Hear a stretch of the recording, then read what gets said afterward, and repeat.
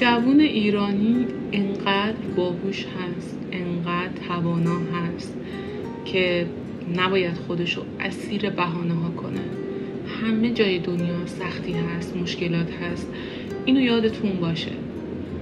اون جامعه‌ای رشد میکنه، موفق میشه که همه با هم دیگه بخوان برای پیشرفتش، برای رشدش با هم تلاش کنن.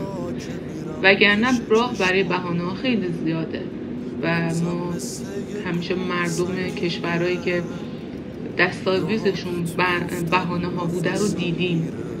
بیاین واقعا ما اینجوری نباشیم. بیاین با هر موقعیتی که داریم، هر جایگاهی که داریم برای آبادانی کشورمون تلاش کنیم تا انشالله به زودی زود همه در کنار هم رشد و پیشرفت کشورمون رو جشن بگیریم انشالله. دوستتون دارم.